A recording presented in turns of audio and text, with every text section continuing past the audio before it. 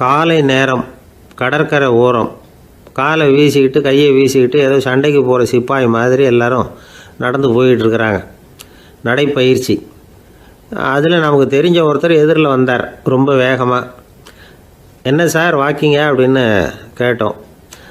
அவரால் ஆமாம்னு பதில் சொல்ல முடியல, அவ்வளவு கஷ்டம். மூச்சு விடுறதுக்கே வாயை திறந்து மூடிகிட்டு இருக்கிறார். எங்கே பேசுறது? கொஞ்சம் நின்று நிதானித்து மூச்சு விட்டுட்டு அதுக்கப்புறம் சொன்னார் ஆமாம் அப்படின்னு. என்ன சார் இவ்வளவு வேகம்னோ? உங்கள் பேச்சை கேட்டுவிட்டு தான் சார் நடக்க ஆரம்பித்தோம். நீங்கள் தான் அடிக்கடி சொல்லிகிட்டு இருந்தீங்க நடக்கிறது நல்லதுன்னு. அன்னையிலேருந்து ஆரம்பிச்சுட்டேன். ஆனால் ரொம்ப கஷ்டமாக இருக்குது சார். இப்போ பாருங்கள், உங்கள்கிட்ட சுலபமாக பேசக்கூட முடியல, மூச்சு வாங்குது, உடம்பு கூட வலிக்கிறது மாதிரி இருக்குது அப்படின்னு அவர் பாட்டுக்கு பேச ஆரம்பிச்சிட்டார். உங்களை யார் சார் இவ்வளவு வேகமாக நடக்க சொன்னது? வேகத்தை குறைங்க, மெதுவாக நடங்க அப்படின்னோம். நீங்கள் நடக்கிறதுனால என்னென்ன சௌகரியம்னு அன்றைக்கி சொன்னீங்களே தவிர சௌகரியமாக நடக்கிறது எப்படின்னு சொல்லலையே அப்படின்னார் அவர். இன்னமும் லேசாக மூச்சு வாங்கிக்கிட்டே சொன்னால் கூட இவர் சொல்கிறதுலேயே ஒரு நியாயம் இருக்குது. அதனால் இந்த நடைப்பயிற்சி பண்ணுறவங்க கவனிக்க வேண்டிய சில முக்கியமான குறிப்புகள் இருக்குது. அது என்னென்னங்கிறத அவங்க தெரிஞ்சுக்கணும். அது தெரிஞ்சு வச்சுக்கிறது நல்லது. இதெல்லாம் மருத்துவ நிபுணர்கள் சொல்கிற குறிப்புகள். அவங்க என்ன சொல்கிறாங்க தெரியுமா? உங்கள் வயசு 40க்கு மேலேயா? உங்கள் எடை இருக்க வேண்டியதை விட 10 கிலோ அதிகமாக இருக்குதா? நீங்கள் புகை பிடிக்கிறவரா? இதய நோய், இரத்த நாள நோய், உயர் இரத்த அழுத்தம் இப்படி ஏதாவது உங்களுக்கு உண்டா? அப்படின்னா நீங்கள் உங்கள் இஷ்டத்துக்கு வரிஞ்சு கட்டிக்கிட்டு நடைப்பயிற்சி பண்ண ஆரம்பிச்சிடாதீங்க. முதல்ல ஒரு மருத்துவ பரிசோதனை பண்ணிக்கோங்க, அதுதான் நல்லது அப்படின்னு அவங்க சொல்கிறாங்க. நடக்கிறப்போ, உடற்பயிற்சி செய்கிறப்போ மார்பு பகுதியில் அல்லது வேறு எங்கேயாவது தொடர்ந்து வலி இருந்ததுன்னா பயிற்சியை நிறுத்திவிட்டு டாக்டரை போய் பார்க்கணும். நடைப்பயிற்சி பண்ணுறப்போ உங்கள் சக்திக்கு தகுந்த மாதிரி மெதுவாக அதிக கஷ்டம் இல்லாமல் முன்னேறலாம். அங்கே என்ன போட்டியாக வைக்கிறாங்க? முந்திக்கிட்டு போய் என்ன பண்ண போகிறோம்? பரிசாக வாங்க போகிறோம். அதனால் நிதானம் அவசியம் அப்படிங்கிறது அவங்க ஆலோசனை. தொந்தரவு கொடுக்காத ஷூ, ட்ரெஸ்ஸு இதுகளை உபயோகப்படுத்துங்க. பாதத்தில் ஆடு தசை இருக்குல்ல, அங்கே ஏதாவது பிரச்சனை இருந்ததுன்னா டாக்டரை பாருங்கள். இந்த பாதத்தில் வலி வரும் அந்த இடத்துல. வெயில் காலமாக இருந்தால் தலைக்கு தொப்பி வச்சுக்கோங்க. பனியில் நடந்தாலும் அப்படி தான், தலையை பத்திரமா பார்த்துக்குங்க. நம்மக்கிட்ட ஏதோ கொஞ்சம் உருப்படியாக தெரியறது அது தானே. உடற்பயிற்சிக்கு முன்னாடி பின்னாடி பயிற்சி செய்கிறப்போ நிறைய தண்ணி குடிக்கலாமா. முதல் 1 மாதத்துக்கு கொஞ்சம் தளர்த்தியாக சாவகாசமாக நடக்கலாம். மணிக்கு 3 அல்லது 4 கிலோமீட்டர் வேகம்னு வச்சுங்களேன். அதுக்கப்புறம் வேகத்தை அதிகப்படுத்தலாம். மணிக்கு 6 அல்லது 8 கிலோமீட்டர் அளவுக்கு நடக்கலாம். நல்லா கையை வீசிக்கிட்டு நடக்கணும். மூச்சு விடுற எண்ணிக்கை அதிகரிக்கணும். இது மாதிரி ஒரு 30 நிமிஷம் நடக்கலாம். தனியாக நடந்து போகிறதுக்கு உங்களுக்கு என்னமோ மாதிரி இருக்குதா? கூட யாரையாவது சேர்த்துக்குங்க. ஒரு குரூப்பாக சேர்ந்து போகலாம். நடக்கிறதுங்கிறத ஒரு சந்தோஷமான சமாச்சாரமாக ஆக்கிக்கணும். தினம் இப்படி நடக்க வேண்டி இருக்குதே அப்படின்னு புலம்பிக்கிட்டே போகக்கூடாது. சில பேர் நடக்கிறப்போ கடந்த காலத்தை அசை போட்டுக்கிட்டே போவாங்க. சில பேர் வருங்காலத்தை அசை போட்டுக்கிட்டே போவாங்க. சில பேர் முக்கியமான திட்டம்லாம் இப்படி நடக்கிறப்போ தான் தீர்மானம் பண்ணுவாங்க. நடக்கிறதுனால மன இறுக்கம் குறையுது, பரபரப்பு குறையுது, மன ஆற்றல் பெருகுது, தன்னம்பிக்கை வளருது, முதுமை தள்ளி போகுது, செயல்திறன் அதிகரிக்குது.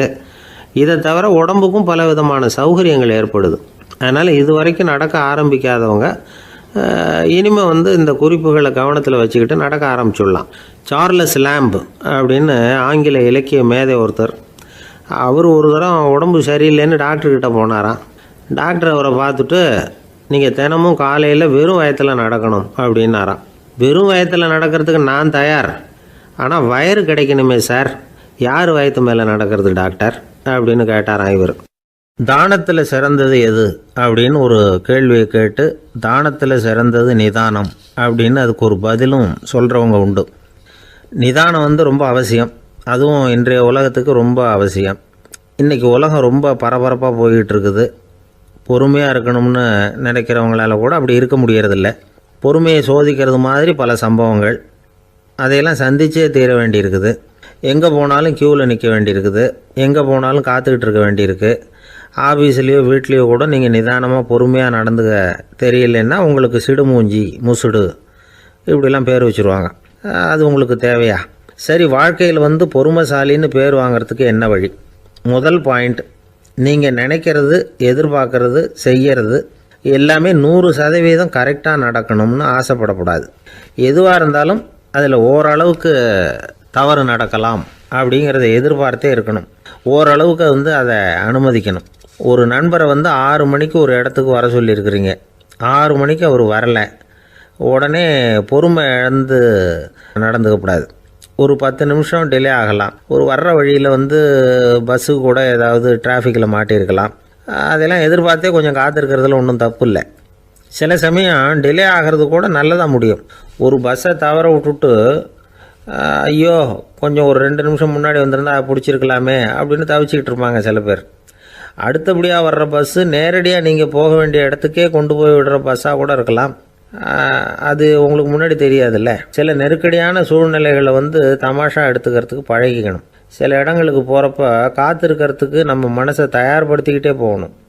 ஒரு ரயிலுக்கோ பஸ்ஸுக்கோ அல்லது விமானத்துக்கோ கப்பல் பிரயாணத்துக்கோ போகிறப்போ அங்கே போய் நீங்கள் மணிக்கணக்கில் கூட காத்துக்கிட்டு தான் இருக்கணும். புறப்படுற நேரம் கூட மாறலாம். நீங்கள் போய் சேர்ந்ததும் அது உடனே புறப்படணும்னு கட்டாயமாக என்ன? அது மாதிரி சமயத்தில் படிக்கிறதுக்குன்னு சில சுவாரஸ்யமான புத்தகங்களையும் கையில் எடுத்துக்கலாம். உங்களை சுற்றி எவ்வளவோ சுவாரஸ்யமான சம்பவங்கள் நடந்துக்கிட்டு இருக்குதுல்ல, அதையெல்லாம் வேடிக்கை பாருங்கள். எதுக்காக காத்துக்கிட்டு இருக்கிறோமோ அந்த காரியத்தில் உண்மையாகவே நமக்கு ஒரு அக்கறை இருந்தால் நமக்கு போர் அடிக்காது. சில கோயில்களில் பார்த்துருப்பீங்க, தரிசனத்துக்காக பக்தர்கள் நாள் கணக்கில் காத்துக்கிட்டு இருப்பாங்க. அவங்களெலாம் அழுத்துக்கிறது இல்லை. ஆண்டவனை தரிசிக்கணுங்கிற உண்மையான அக்கறை இருக்கிறதுனால அவங்களுக்கு போர் அடிக்கிறது இல்லை. ஆனால் சில சினிமா தியேட்டரில் கூட பார்க்கலாமே, சினிமா கியூ கூட அப்படி தான். சாயந்தரம் 6 மணி ஆட்டத்துக்கு காலம்பரம் 6 மணிக்கே போய் கூட காத்துக்கிட்டு இருப்பாங்க. அவங்களுக்கெல்லாம் போர் அடிக்காது, படம் பார்க்குற ஆர்வம். இன்னொரு முக்கியமான விஷயத்தை நாம் பழக்கப்படுத்திக்கணும். லிவ் ஃபார் தி மூமெண்ட் அப்படிங்கிறாங்க நிபுணர்கள். ரொம்ப பேர் எப்படின்னா அடுத்தபடியாக நடக்க போகிற விஷயத்திலேயே கவனமாக இருப்பாங்க. அந்த நினைப்புலேயே இந்த நிமிஷத்தை பொறுமை இல்லாமல் கழிப்பாங்க. ஒருத்தர் இருக்கார், அவர் எப்படின்னா ஆஃபீஸ் முடியறதுக்குள்ளேயே சார் 5 மணிக்கெல்லாம் ரெடியாக இருங்க, நாம் அந்த ஹோட்டலில் போய் டிஃபன் சாப்பிட்ணும் அப்படின்னு 4 மணிலேருந்து சொல்லிகிட்டு இருப்பார். 4:55 பரபரப்பாக ஓடி வருவார். 2 பேரும் புறப்படுவோம், ஹோட்டலுக்கு போவோம், சாப்பிட்டுக்கிட்டு இருப்போம். அப்படி சாப்பிட்டுட்டு இருக்கிறப்ப சார் சாப்பிட்டு முடித்ததும் நேராக ஒரு ஜவுளி கடைக்கு போகிறோம் அப்படிம்பார். பரபரக்க சாப்பிட்டு முடிப்பார், புறப்படுவார். ஜவுளி கடையில் அவசரமாக சீக்கிரம் பில் போடுங்க சார், சினிமாவுக்கு நேரம் ஆகிடும்பார். சினிமா தியேட்டரில் உட்காந்து அடுத்தபடியாக எங்கே டின்னர் சாப்பிட்றதுன்னு யோசனை பண்ணிகிட்டு இருப்பார். ராத்திரி படுக்கையில் விழுந்ததுக்கு அப்புறமும் நாளைக்கு காலையில் எழுந்திரிச்சதும் அதை பண்ணணும் இதை பண்ணணும்னு திட்டம் போட்டுக்கிட்டே இருப்பார். அதாவது எப்போவும் அடுத்த நிமிஷம், அடுத்த நாள், அடுத்த வாரம், அடுத்த வருஷம், இதுதான் அவங்க சிந்தனை. இந்த நிமிஷம் என்ஜாய்மெண்ட்டை அவங்க வந்து இழந்துடுறாங்களாம். அதனால தான் வாழ்நாள் பூரா பொறுமையின்மை, அவஸ்தை, அல்லல். அதனால் நாம் எல்லோரும் வாழ்க்கையில் நிதானமாக இருக்கிறதுக்கு கற்றுக்கணுமா. அதுக்காக இந்த நிதானத்துக்கு வேறு விதமான அர்த்தம் பண்ணிக்கக்கூடாது. ஒருத்தர் அப்படித்தான் ஒரு தடவை அவருடைய குதிரை காணாமல் போயிட்டு தான். அதுக்காக அவர் கவலைப்படலை, நிம்மதியாக இருந்தார், சந்தோஷமாக இருந்தார். என்ன சார் இது, உங்கள் குதிரை திருட்டு போயிட்டுதுங்கிறீங்க, நீங்கள் கவலைப்படாமல் இருக்கிறீங்களே அப்படின்னு கேட்டாங்களாம். அதுக்கு அவர் சொல்லியிருக்கார், நல்ல வேலை சார், கட்டியிருந்த குதிரை காணாமல் போயிருக்குது. நான் அது மேலே உட்காந்துருக்கிற சமயம் அது காணாமல் போயிருந்ததுன்னா, திருட்டு போயிருந்ததுன்னா நானும் சேர்ந்தில் காணாமல் போயிருப்பேன் அப்படின்னாராம். எவ்வளவு நிதானமான ஆள் பாருங்கள். ஒரு ஊரில் ஒரு மன்னர் இருந்தார். ஒரு நாள் அவருடைய அரசவைக்கு ஒரு ஓவியன் வந்தான். அவன் சீனா தேசத்திலிருந்து வந்தவன், தாவோ சிந்தனையாளன். அவன் அங்கே வந்து மன்னர் முன்னாடி நிற்கிறான். யாரும் செய்ய முடியாத ஒரு காரியத்தை என்னால் செய்ய முடியும்னா. இவன் இப்படி சொன்னதை கேட்டதும் ஏற்கனவே அங்கே இருந்த அரசவை ஓவியன் ஒருத்தனுக்கு கோபம் வந்துட்டுது. இதோ பாரு, இப்படிலாம் பேசக்கூடாது, நான் வேணும்னா உன்னுடைய சவாலை ஏற்றுக்கிறேன் அப்படின்னா. நாம் 2 பேரும் ஓவியம் தீட்டுவோம், அதை பார்த்துட்டு நம்ம 2 பேரில் யார் சிறந்த ஓவியன் அப்படிங்கிறத மன்னரே தீர்மானம் செய்யட்டும், என்ன சொல்கிற அப்படின்னு கேட்டான். அவனும் சரின்னு ஒத்துக்கிட்டான். போட்டி ஆரம்பமாச்சு. அரசர் அவங்களுக்கு 2 சுவர்களை ஒதுக்கி கொடுத்தார். 6 மாத காலம் அவகாசம் கொடுத்தார். 2 ஓவியர்களும் அவங்கவுங்க வேலையை ஆரம்பித்தாங்க. இரவு பகலாக வேலை செய்ய ஆரம்பிச்சுட்டாங்க. 6 மாதம் முடிஞ்சது. அரசர் வந்து பார்த்தார். முதல்ல தன்னுடைய அரசவை ஓவியர் தீட்டியிருந்த ஓவியத்தை பார்த்தார். ரொம்ப பிரமாதமாக இருந்தது, பாராட்டினார். இதோ பாரு, உன்னுடைய ஓவியம் அற்புதமாக இருக்குது, உயிரோட்டம் உள்ளதாக இருக்குது, கலையின் உச்சமே இதுதான், இதை விட சிறந்த ஒரு ஓவியத்தை வேற யாராலையும் படைக்க முடியாது அப்படின்னார். அதுக்கப்புறம் அந்த சீன ஓவியன்கிட்ட போனார். எங்கே உன்னுடைய ஓவியம்னு கேட்டார். திரைச்சீலையை விலக்கி விட்டு பாருங்கன்னா மன்னர் அந்த திரைச்சீலையை விளக்குனார். உள்ளே ஓவியம் இருக்க வேண்டிய இடம் கண்ணாடி மாதிரி தெரிஞ்சுது. அவன் அந்த 6 மாத காலமாக அந்த சுவரை தேய்ச்சி தேய்ச்சி கண்ணாடி மாதிரி ஆக்கி வச்சிருக்கிறான். அதுக்கு நேராக எதிர் சுவரில் அரசவை ஓவியம் தீட்டின ஓவியம் இருக்குது. அது எதிரில் இருந்த இந்த கண்ணாடியில் பட்டு பிரதிபலிக்குது. மன்னர் யோசனை பண்ண ஆரம்பித்தார். அப்புறம் அந்த சீன ஓவியனை பார்த்து கேட்டார், இதை பாரு, நீ என்னுடைய ஆளை தோற்கடிச்சுட்ட அப்படிங்கிறதுல சந்தேகம் இல்லை. ஆனாலும் எங்களை ஏமாத்தி இருக்கிற, எந்த ஓவியமும் நீ வரையிலையே அப்படின்னார். அரசே, இதுதான் உண்மையான ஓவியம், உயிருள்ள ஓவியம். இது மனோபாவங்களை பிரதிபலிக்கும், மாறுகின்ற காலங்களை அப்படியே காட்டும் அப்படின்னா அந்த சீன ஓவியன். கையால் வரைகிற ஓவியங்களில் சலனம் இல்லை. கண்ணாடி அப்படி கிடையாது. சக்தியின் ஓட்டம் அதில் எப்பவும் இருந்துக்கிட்டே இருக்கும். கண்ணாடி மட்டுமே ஜீவனுள்ள ஓவியமாக இருக்க முடியுங்கிறத அந்த சீன ஓவியன் தெரிஞ்சு வச்சிருந்தான். ஏன்னா அவன் ஒரு தாவோ சிந்தனையாளன். ஒவ்வொரு குழந்தையும் இந்த கண்ணாடியோடு தான் பிறக்குது. ஆனால் நாம் என்ன செய்கிறோம்னா ஓவியங்களை கண்ணாடி மீது பதிப்பிச்சு விடுறோம். கண்ணாடி நம்மளை பிரதிபலிக்குது. நம்முடைய அழகோ அவலட்சணமோ கண்ணாடியை பாதிக்கிறது இல்லை. ஏன்னா அதுக்கு மனம் கிடையாது. கடந்து போன வினாடியை பற்றி அது சிந்திக்கிறது இல்லை. அடுத்த கணத்தை பற்றின எதிர்பார்ப்பும் அதுகிட்ட கிடையாது. அதுதான் பற்றற்ற நிலை. மனிதனுக்கு தேவைப்படுறது அதுதான். கண்ணாடி கிட்டே இருந்து நாம் கற்றுக்கொள்ள வேண்டிய பாடம் இது. வாழ்க்கையில் மனிதர்களை நேசிக்கலாம், உலகின் அழகையெல்லாம் பிரதிபலிக்கலாம், ஆனால் எதையும் பற்றி கொண்டு விடக்கூடாது அப்படிங்கிறது பெரியவர்கள் அறிவுரை. துயரம்ங்கிறது பற்றுக்களின் சாயை. கண்ணாடி முன்னாடி நிற்கிறப்போவெல்லாம் நமக்கு இந்த ஞாபகம் வரணுமா. ஒரு குடும்பத் தலைவர் ஒரு நாள் காலையில் விடிஞ்சு எழுந்திரிச்சதும் சத்தம் போட்டார். யார் இந்த கருங்குரங்கு படத்தை என் ரூமில் கொண்டாந்து மாட்டி வச்சது அப்படின்னு கத்தினார். சமையல் கட்டிலிருந்து மனைவி பதில் சொன்னாங்க, தூக்க கலக்கத்தில் உளராதுங்க, நல்லா பாருங்க, அது படம் கிடையாது, முகம் பார்க்குற கண்ணாடி அப்படின்னாங்க. ஒரு பள்ளிக்கூடம் வகுப்பு நடந்துக்கிட்டு இருக்கு. ஆசிரியர் பாடம் நடத்திக்கிட்டு இருக்கிறார். நடத்தி முடித்த உடனே கேட்டார், மாணவர்களே, இதுவரைக்கும் நான் நடத்தின பாடத்தில் உங்களுக்கு ஏதாவது சந்தேகம் இருக்கா அப்படின்னு கேட்டார். அப்புறம் ஒவ்வொருத்தராக கேட்டார். ஒரு மாணவன் எழுந்திரிச்சான். சார், எனக்கு சந்தேகம் எதுவுமே இல்லைன்னா. ஏன்னு கேட்டார். ஏன்னா எனக்கு நீங்கள் நடத்தின பாடம் தெளிவாக புரிஞ்சுட்டுது, அதனால் சந்தேகம் வரலன்னா. இன்னொரு மாணவன் எழுந்திரிச்சான். சார், எனக்கும் சந்தேகம் எதுவும் இல்லைன்னா. ஏண்டான்னு கேட்டார். ஏன்னா எனக்கு நீங்கள் நடத்தின பாடம் எதுவுமே புரியல, அதனால் சந்தேகம் வரல அப்படின்னா. இந்த இடத்துல நாம் கொஞ்சம் சிந்திச்சு பார்க்கணும். இந்த உலகத்தில் எல்லாம் புரிஞ்ச ஒருத்தனுக்கும் சந்தேகம் வராது, எதுவுமே புரியாத ஒருத்தனுக்கும் சந்தேகம் வராது. அறகுறையாக புரிஞ்சுக்கிட்டவன் இருக்கான் பாருங்க, அவனுக்கு தான் அடிக்கடி சந்தேகம் வரும். ஆக மாணவர்களை இந்த 3 வகையாக பிரிக்கலாம். அதே மாதிரி தான் மனிதர்களையும் 3 வகையாக பிரிக்கிறாங்க ஆன்மீகவாதிகள். ஒரு ஆன்மீக பெரியவர் என்ன சொல்கிறார் தெரியுமா? இந்த உலகத்தில் 3 வகையான மனிதர்கள் இருக்கிறாங்களாம். முதல் வகை எப்படி தெரியுமா? இவங்களுக்கு எதையும் தெரிஞ்சுக்கணுங்கிற அவசியமே கிடையாது. ஏன்னா அவங்களுக்கு எல்லாமும் தெரியும். இவங்க ஞானத்தின் முழு வடிவாக இருக்கிற காரணத்தினால அவங்களுக்கு எந்த சந்தேகமும் இல்லை, எந்த கேள்விகளும் கிடையாது. இந்த நிலையில் இருக்கிறவன் கிருஷ்ணன். எல்லாத்துக்கும் விட தெரிஞ்சுக்கிட்ட நிலையில் அவன் விடையாக மாறிவிட்டான் அப்படின்னு சொல்லுவாங்க. 2வது நிலையில் இருக்கிறவன் அர்ஜுனன். இவனுக்கு எப்போ பார்த்தாலும் கேள்விதான், சந்தேகம்தான். பதில் சொல்ல சொல்ல அவனுக்கு இருக்கிற சந்தேகமும் அதிகமாகிட்டே இருக்கும், குறையவே குறையாது. அர்ஜுனன் மாதிரி உள்ளவங்க எப்பவும் கேள்வி கேட்டுக்கிட்டே இருப்பாங்க. ஒரு கேள்விக்கு விட கிடைச்சுட்டுன்னு வைங்க, உடனே இன்னொரு கேள்வி அவங்ககிட்ட இருந்து வரும். கிருஷ்ணனுடைய நிலை எப்படின்னா அது கேள்விகளே அற்ற ஒரு நிலை. அர்ஜுனனுடைய நிலை எப்படின்னா அது கேள்விகளை தவிர வேறு எதுவும் அற்ற ஒரு நிலை. இவங்களை தவிர இன்னொரு ஆள் இருக்கிறான், அவனுக்கும் கேள்விகள் அற்ற ஒரு நிலை தான். அவன் யாருன்னா துரியோதனன். இவனுக்கு தெரிஞ்சுக்கணுங்கிற எண்ணமே சுத்தமாக கிடையாது. ஆவலே இல்லைங்கிறதுனால அதை புரிஞ்சுக்கணுங்கிற அவசியமும் இல்லை. அதனால் அவனுக்கு கேள்விகள் அற்ற ஒரு நிலையில் அவன் இருந்துக்கிட்டு இருக்கிறான். எல்லா பதிலும் தெரிந்து கொண்ட நிலையில் கிருஷ்ணனும் கேள்விகள் அற்ற நிலையில் இருக்கிறான். தெரிஞ்சுக்கணுங்கிற ஆவலே இல்லாத துரியோதனனும் கேள்விகள் அற்ற நிலையிலே இருக்கிறான். இப்படியும் இல்லாமல் அப்படியும் இல்லாமல் 2ம் கெட்டான நிலையில் இருக்கிறானே, அவன் தான் அர்ஜுனன்.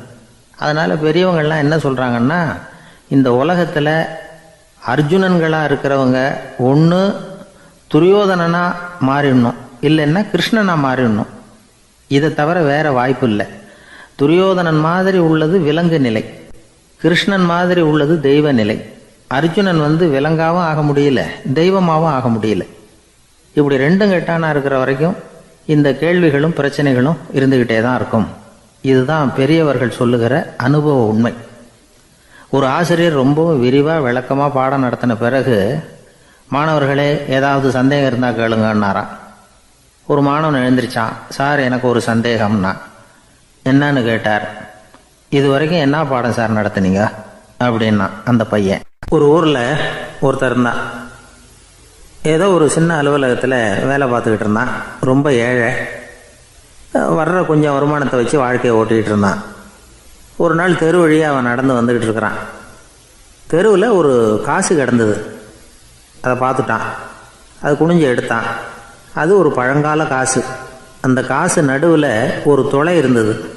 அதாவது துளையிட்ட நாணயம். பழங்காலத்தில் புழக்கத்தில் இருந்த ஒரு நாணயம் அது. துளையிட்ட நாணயம் கிடச்சிதுன்னா ரொம்ப நல்லது, அது அதிர்ஷ்டம் அப்படின்னு ஒரு நம்பிக்கை உண்டு. இவன் கையில் அது கிடைச்சதும் ரொம்ப சந்தோஷப்பட்டான்.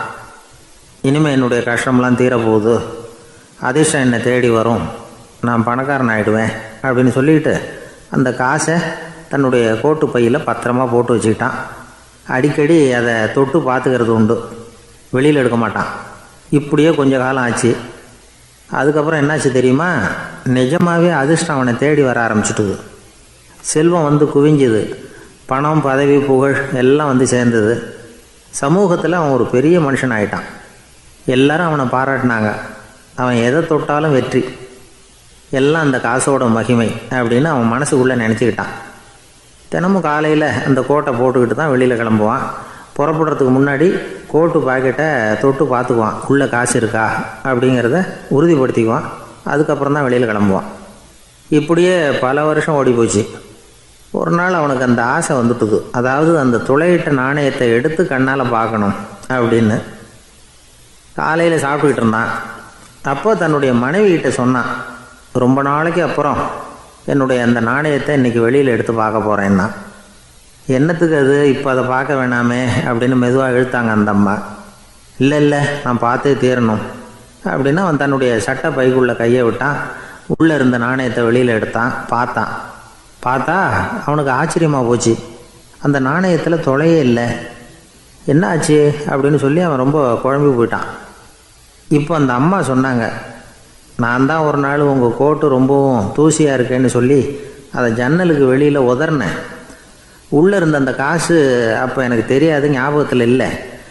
அது தெருவில் விழுந்துட்டது போல இருக்கு. அதுக்கப்புறம் எவ்வளவோ தேடி பார்த்தேன், கிடைக்கல. அதுக்குள்ளே அதை யாரோ எடுத்துகிட்டு போயிட்டாங்க போல இருக்கு. அது இல்லைங்கிறது உங்களுக்கு தெரிஞ்சால் வருத்தமாக இருக்குமேங்கிறதுக்காக நான் தான் வேற ஒரு நாணயத்தை எடுத்து சட்டை பைக்குள்ளே வச்சுட்டேன் அப்படின்னு விவரத்தை சொன்னாங்க அந்த அம்மா. இது எப்போ நடந்ததுன்னு கேட்டான். உங்களுக்கு அந்த காசு கிடைச்சதே அன்னைக்கு மறுநாளே இது நடந்து போச்சு அப்படின்னாங்களாம். இதை கொஞ்சம் யோசனை பண்ணி பாருங்கள். அவனுக்கு அதிர்ஷ்டத்தை கொடுத்தது அந்த நாணயம் இல்லை, அவனுடைய நம்பிக்கை, அதாவது தன்னம்பிக்கை. அதுதான் வேலை செஞ்சிருக்கு. இதிலிருந்து நாம் தெரிஞ்சுக்க வேண்டியது என்னென்னா, வாழ்க்கையில் முன்னேற நினைக்கிறவங்களுக்கு தன்னம்பிக்கை ரொம்ப முக்கியம். அது இல்லைன்னா முன்னேற முடியாது. ஒருத்தன் சொன்னானா, நான் எப்போவுமே என்ன தான் சார் நம்புவேன், மற்றவங்கள நம்ப மாட்டேன். நேற்றுக்கு பாருங்கள், திடீர்னு 10 பேர் என்னை அடிக்க வந்துட்டாங்க, நான் ஒருத்தனாகவே அதை சமாளித்தேன் அப்படின்றான் ரொம்ப பெருமையாக. அது எப்படின்னு கேட்டாங்களாம். ஒரே ஓட்டமாக அங்கேருந்து ஓடி வந்துட்டேன் அப்படின்னு நானா. வாழ்க்கையில் ரொம்பவும் அடிபட்டு அல்லல் போட்டுக்கிட்டு இருக்கிற ஒருத்தர் வந்தார். மனசு ரொம்பவும் நொந்து போய் பேசினார். இந்த உலகத்தில் மனுஷனாக பிறந்ததை விட மாடாக பிறந்திருக்கலாம் சார் அப்படின்னார். திடீர்னு என்கிட்ட இப்படி சொன்னால் அதுக்கு நான் என்னங்க பண்ண முடியும் அப்படின்னேன். உங்ககிட்ட வரணும்னு தோணுச்சு, அதனால் வந்தேன் அப்படின்னார். சரிங்க, இப்படி ஒரு யோசனை வந்ததுக்கு என்ன காரணம் அப்படின்னு சொல்லி அவர்கிட்ட கேட்டேன். அதுக்கு அவர் சொன்னார், என் பையனுக்கு வேலை தேடுறேன் கிடைக்கல, பொண்ணுக்கு மாப்பிள்ளை தேடுறேன் கிடைக்கல, வீடு கட்டுறதுக்கு கடன் கேட்குறேன் கிடைக்கல. மாடாக பிறந்திருந்தா இது மாதிரி கவலையெல்லாம் கிடையாதுல்ல, பேசாமல் வைக்கோலை தின்னுக்கிட்டு அசை போட்டுக்கிட்டே கடந்து விடலாமே அப்படின்னார் அலட்சியமாக. அதுக்கப்புறம் தான் அவர் சொன்ன கருத்தை நானும் கொஞ்சம் அசை போட ஆரம்பித்தேன் மனசுக்குள்ளே. இப்போது இயற்கையை பொறுத்த வரைக்கும் அது நாம் எல்லாரும் மகிழ்ச்சியாக வாழணும் அப்படின்னு தான் விரும்புது. விலங்குகள், பறவைகள், தாவரங்கள், அப்புறம் மற்ற உயிரினங்கள் எல்லாமும் நல்லபடியாக இருக்கணும் அப்படிங்கிறது தான் இயற்கையோட விருப்பம். அதில் ஒன்றும் சந்தேகம் இல்லை. இயற்கையோட அமைப்பை கொஞ்சம் கவனித்து பார்த்தா அதை நாம் நல்லா புரிஞ்சுக்கலாம். இருந்தாலும் இந்த ஆள் சொன்னதை கேட்ட பிறகு தான் ஒரு முக்கியமான வேறுபாடு புரிஞ்சுது. அதாவது இந்த உலகத்தில் உள்ள முக்கியமான பிரச்சனைகள் 6. அந்த 6 பிரச்சனைகளும் ஆடு மாடுகளுக்கு கிடையாது, மரம் செடி கொடிகளுக்கு கிடையாது. ஆனால் மனுஷன் அந்த 6 பிரச்சனைகளையும் சந்திக்க வேண்டியிருக்கு. சரி, அந்த 6 பிரச்சனைகள் என்னென்ன தெரியுமா? முதல்ல இந்த ஆடு மாடுலாம் நமக்குன்னு சொந்தமாக ஒரு வீடு இல்லையே அப்படின்னு கவலைப்பட்டுக்கிட்டு இருக்கிறதில்ல. ஆனால் மனிதனுக்கு வீடு தேவைப்படுது. இது ஒரு வித்தியாசம். இப்போ 2வது பிரச்சனை என்னென்னா ஆடை பிரச்சனை. ஒரு கோழியோ சேவலோ நாம் போட்டுக்கிறதுக்கு ஒரு சட்டை இல்லையே அப்படின்னு கவலைப்படுறதில்ல. ஆனால் மனுஷனுக்கு அந்த கவலை உண்டு. சரி, இப்போ 3வது என்னன்னு பார்த்தா கல்வி பிரச்சனை. ஒரு பசுமாடு கவலையோடு நின்றுக்கிட்டு இருக்கு அப்படின்னு வச்சுக்குவோம். நீங்கள் அதுக்கிட்ட போய் ஏன் பசுமாடை கவலையோடு நின்றுக்கிட்டு இருக்கிற அப்படின்னு கேட்குறீங்க. என் கண்ணுக்குட்டிக்கு எல்கேஜியில் இடம் கிடைக்கல, டொனேஷன் கொடுக்கறதுக்கு கையில் பணமும் கிடையாது, சிபாரிசுக்கு யாரை பிடிக்கிறதுன்னு தெரியல, இப்படியா சொல்லிகிட்டு இருக்கோம். அதுக்கு அந்த கவலையெல்லாம் கிடையாது. ஆனால் மனிதனுக்கு அந்த கவலை உண்டு. 4வது என்னன்னு பார்த்தீங்கன்னா வேலைவாய்ப்பு பிரச்சனை. வேலை கிடைக்கலையே அப்படின்னு வேப்ப மரம் கவலைப்படுறதில்ல, ஆனால் மனுஷன் கவலைப்படுறான். 5வது என்னன்னு பார்த்தா கல்யாண பிரச்சனை. எருமை மாடு பசு மாடு எல்லாம் பொண்ணுக்கு மாப்பிள்ளை தேடிட்டாலே இது பேப்பரில் மணமகன் தேவை அப்படின்னு விளம்பரமாக கொடுக்குது, அதெல்லாம் கிடையாது. 6வது என்னன்னு பார்த்தீங்கன்னா பணம் சம்பந்தமான பிரச்சனை. ஆடு மாடுலாம் பணத்தை சேமிக்கணும்னோ ஏதாவது நிதி நிறுவனத்தில் முதலீடு பண்ணணும்னோ நினச்சிக்கிட்டு இருக்கிறதில்ல. பணத்தை எப்படி காப்பாற்றுறது அப்படிங்கிற கவலையும் அதுகளுக்கு கிடையாது. குதிரை குளம்போடு பிறக்குது, அதனால் அது காடு மேடெல்லாம் கவலை இல்லாமல் தெரியலாம். ஆடு உடம்புல ரோமத்தோடு பிறக்குது, அதனால் அது குளிரை பற்றி கவலைப்பட வேண்டிய அவசியம் இல்லை. ஆனால் மனுஷனை பார்த்திங்கன்னா அவன் தான் ஒன்றுமில்லாமல் பிறக்கிறான். ஏன் இந்த பாகுபாடு அப்படின்னு கேட்டால் இதை பற்றி கொஞ்சம் சிந்திச்சு பார்க்கணும். அதாவது இந்த சந்தேகத்தை ஒரு பெரியவர்கிட்டையும் கேட்டேன். அவர் சொன்னார் இதுக்கு பதில். அவர் இதே கேள்வியை இயற்கை கிட்ட கேட்டாராம். இயற்கை பதில் சொல்லிச்சான். வேறு யாருக்கும் கொடுக்காத ஒரு வலுவான கருவியை, ஒரு பவர்ஃபுல் வெப்பன் மனுஷனுக்கு கொடுத்துருக்குறேன்னு, அந்த கருவியை உபயோகப்படுத்தி அந்த 6 பிரச்சனையை மட்டும் இல்லை 6 கோடி பிரச்சனைகள் இருந்தாலும் அதையெல்லாம் சமாளிக்கலாம். அது கருவி என்ன தெரியுமா? அதுதான் 6வது அறிவு. அதை உபயோகப்படுத்தினா காலுக்கு செருப்பு தயார் பண்ணிக்கலாம், குளிருக்கு போர்வை தயார் பண்ணிக்கலாம், என்ன வேணும்னாலும் செய்யலாம் அப்படின்னு இயற்கை பதில் சொல்லிச்சான். அதனால் நாம் செய்ய வேண்டியது என்னென்னா இயற்கையை முதல்ல சரியாக புரிஞ்சுக்கணும். இயற்கையின் படைப்பையே நாம் சரியாக புரிஞ்சுக்கிறது இல்லையே, அதுதான் வேதனை. இந்த கதையை கேளுங்க. இப்போ நகரத்திலேருந்து ஒரு ஆள் கிராமத்துக்கு வந்தான். அங்கே ஒரு சிறுவன் மாடு மேய்ச்சிக்கிட்டு இருந்தான். நகரத்து ஆள் சொன்னான், எவ்வளோ அழகான பசு, அது சரி இதுக்கெல்லாம் ஏன் கொம்பு இல்லைன்னா. இதுக்கு அந்த பையன் பதில் சொன்னான், பசுமாட்டுக்கு கொம்பு இல்லாததுக்கு பல காரணங்கள் உண்டு. கண்ணுக்குட்டியாக இருந்தால் கொம்பு இருக்காது, பசு வளர்ந்து பெருசானதுக்கு அப்புறம் தான் கொம்பு முளைக்கும், இது ஒரு காரணம். சில சமயம் வளர்கிற கொம்பை எடுத்து விடுறது உண்டு, அது ஒரு காரணம். ஆனால் இதுக்கு ஏன் கொம்பு இல்லைன்னு கேட்குறீங்க, அதுக்கு என்ன காரணம்னா இது பசு இல்லை குதிரை அப்படின்னானா. கத்தியை தீட்டாதே புத்தியை தீட்டு அப்படின்னு ஒரு பெரியவர் புத்தி சொன்னார். அதை கேட்ட ஒரு இளைஞன், அது எப்படி பெரியவரை புத்தியை தீட்டுறது? கத்தியை தீட்டுன்னு சொன்னால் ஒரு கருங்கல்லில் கத்தியை தேய்க்கலாம், புத்தியை தீட்டுன்னு சொன்னால் எப்படி தலையை கொண்டுட்டு போய் தரையில் தேய்ச்சிக்கிட்டு இருக்க முடியுமா அப்படின்னா. அந்த பெரியவர் உடனே புரிஞ்சுக்கிட்டார், இந்த இளைஞனுக்கு புத்தி கூர்மை கம்மி அப்படிங்கிறத புரிஞ்சுக்கிட்டார். அது சரி, அறிவுக்கும் புத்திசாலித்தனத்துக்கும் என்ன வித்தியாசம்? இது ஒரு முக்கியமான கேள்வி. அறிவுன்னா என்ன, புத்திசாலித்தனம்னா என்ன? இதே கேள்வியை சாக்ரட்டிஸ் கிட்ட அவருடைய சீடன் ஒருத்தன் கேட்டானான். ஐயா, அறிவுக்கும் புத்திசாலித்தனத்துக்கும் என்னங்க வித்தியாசம் அப்படின்னு கேட்டிருக்கான். சாக்ரட்டிஸ் நிமிர்ந்து பார்த்துருக்கிறார் அந்த சீடனை. அதுக்கப்புறம் சொன்னாராம், நான் சொல்கிறேன் உன்னுடைய கேள்விக்கு பதில், ஆனால் அதுக்கு முன்னாடி நீ ஒரு காரியம் பண்ணணும்னாரான். என்னங்க செய்யணும் சொல்லுங்கன்றிருக்கான். அதோ பாரு ஒரு பெரியவர் உட்காந்துருக்கிறாரு, அவர்கிட்ட போ, இங்கேருந்து பக்கத்தில் இருக்கிற அந்த கிராமத்துக்கு போய் சேர எவ்வளவு நேரம் ஆகும் அப்படின்னு கேட்டுட்டு வா அப்படி சொன்னார் சாக்ரட்டிஸ். சரின்னு சொல்லிவிட்டு இவன் போனான். அந்த பெரியவர் முன்னாடி போய் நின்னான். ஏங்க பெரியவரை, இங்கேருந்து அதோ தெரியுத அந்த கிராமத்துக்கு போய் சேர்றதுக்கு எவ்வளோ நேரம் ஆகும் அப்படின்னு கேட்டான். பெரியவர் நிமிர்ந்து பார்த்தார். ஆனால் பதில் எதுவும் சொல்லலை. இவன் மறுபடியும் ஒரு தடவை அதே கேள்வியை அவர்கிட்ட கேட்டான். என்னங்க, நான் கேட்குறது உங்கள் காதில் விழுதா? அந்த கிராமத்துக்கு போய் சேர்றதுக்கு எவ்வளோ நேரம் ஆகும் அப்படின்னு சொல்லி மறுபடியும் கேட்டான். அப்பவும் அவர் பதில் சொல்லலை. உடனே அவன் மனசுக்குள்ளே முடிவு பண்ணிக்கிட்டான்.